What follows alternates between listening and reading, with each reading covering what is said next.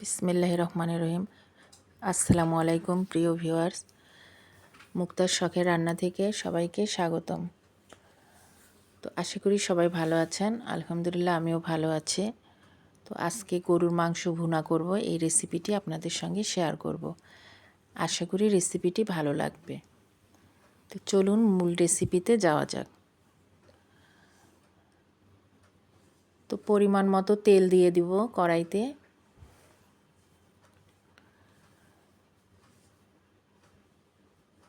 এখন দুটো তেজপাতা, দুটো দারচিনি, ছোটো এলাচ, 3-4টা ছোটো এলাচ আর কালো গোলমরিচ আস্ত দিয়ে দিব।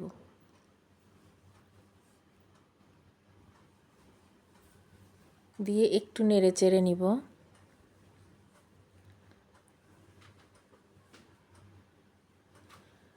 এখন পেঁয়াজ কুচি দিয়ে দিব। যেহেতু মাংস ভুনা করব, পেঁয়াজটা একটু বেশি দিতে হবে, পেঁয়াজের পরিমাণটা।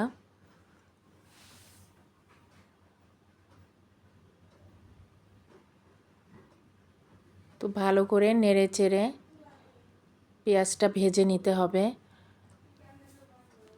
খুব বেশি লাল লাল করব না, পেঁয়াজটা সিদ্ধ হওয়া পর্যন্ত ভেজে নিব। তো বারবার নেড়ে চেড়ে নিব যাতে পেঁয়াজটা পুড়ে না যায়। তো এজন্য বারবার নাড়তে হবে।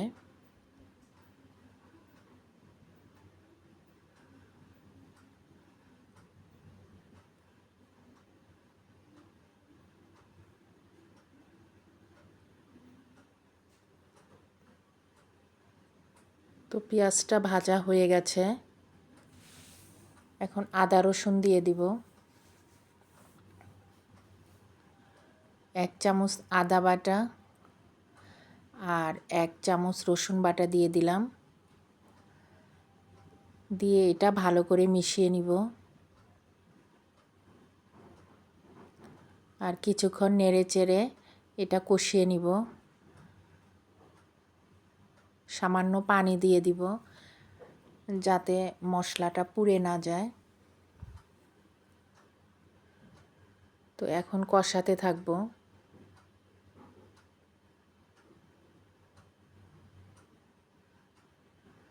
গরুর মাংস এভাবে কষিয়ে রান্না করলে খেতে অনেক মজা হয়।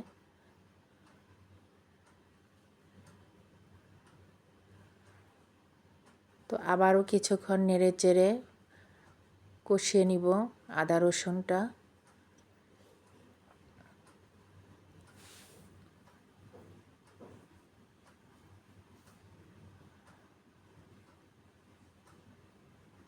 তো এভাবে 5-6 মিনিট কষিয়ে নিব। এখন 1 টেবিল চামচ লাল মরিচের গুঁড়া দিয়ে দিলাম আর 1 চামচ হলুদ গুঁড়া, 1 চামচ ধনিয়া গুঁড়া, 1 চামচ জিরা গুঁড়া দিয়ে দিলাম। দিয়ে আবারও কষাতে থাকব।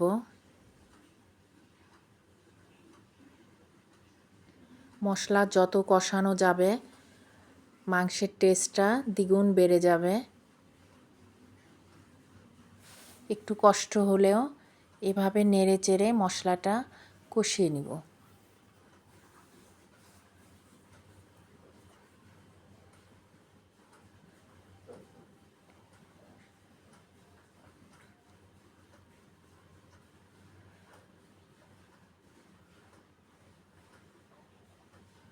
তো রঙটা চেঞ্জ হয়ে আসছে, দেখেন মশলাটা কষানো হয়ে গেছে। এখন গরুর মাংস দিয়ে দিব। আমি মাংসটা কেটে ভালো করে ধুয়ে নিয়েছি। এখন মাংস দিয়ে দিলাম। দিয়ে এটা ভালো করে নেড়ে চেড়ে নিব। স্বাদ মতো লবণ দিয়ে দিলাম। এখন মাংসটা ভালো করে মিশিয়ে নিব মশলার সঙ্গে।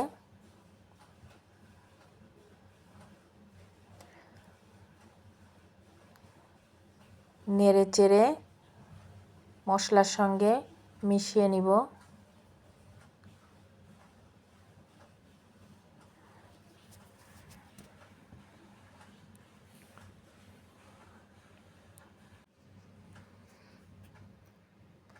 এবার ঢেকে দিব। কিছুক্ষণ পরে ফিরে এলাম। মাংস থেকে পানি বের হয়েছে, এই পানিতেই মাংসগুলো কষিয়ে নিব। চুলার আঁচটা বাড়িয়ে দেওয়া যাবে না, চুলার আঁচটা মাঝারি রেখে এটা কষাতে হবে।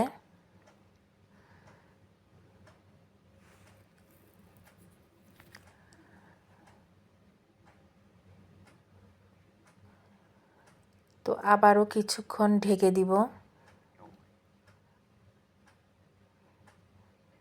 5-6 মিনিট পরে ফিরে এলাম।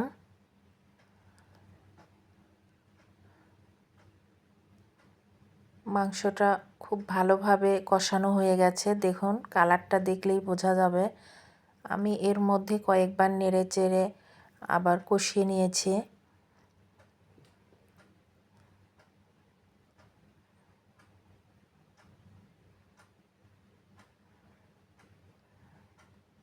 তো ভালোভাবে নেড়ে চেড়ে কষাতে হবে যাতে নিচে লেগে না যায়।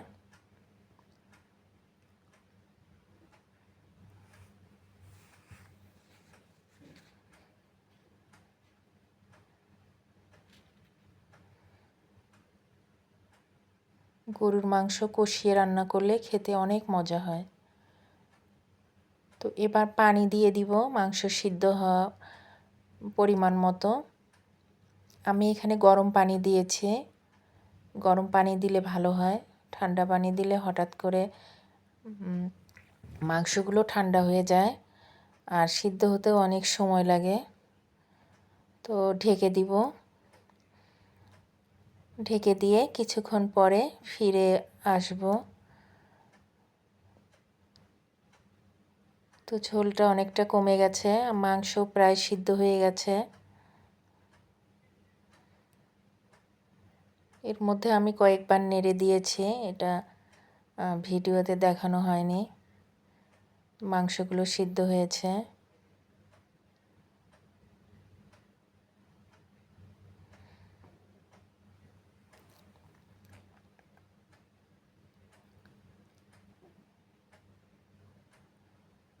এটা নতুন রাঁধুনিদের জন্য অনেক কাজে লাগবে।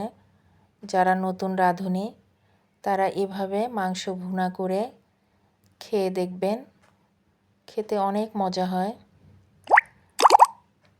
তো কিছু আস্ত কাঁচামরিচ দিয়ে দিলাম ফ্লেভারের জন্য,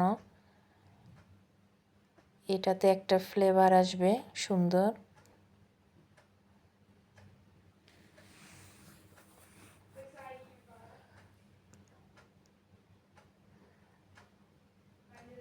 তো এবার গরম মশলা গুঁড়া দিয়ে দিব। এখানে গরম মশলা গুঁড়া করে নিয়েছে আর জয়ফল জয়ত্রী গুঁড়া করে এটা দিয়ে দিব, এটাও সুন্দর একটা ফ্লেভার আসবে। দিয়ে ভালো করে মিশিয়ে নিব নেড়ে চেড়ে।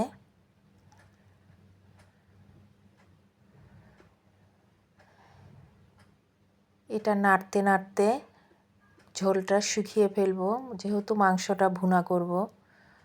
তো আবারও ঢেকে দিব। তো কিছুক্ষণ পরে ফিরে এলাম, ঝোলটা কমে গেছে আর মাংসের কালারটাও চেঞ্জ হয়ে গেছে, দেখুন।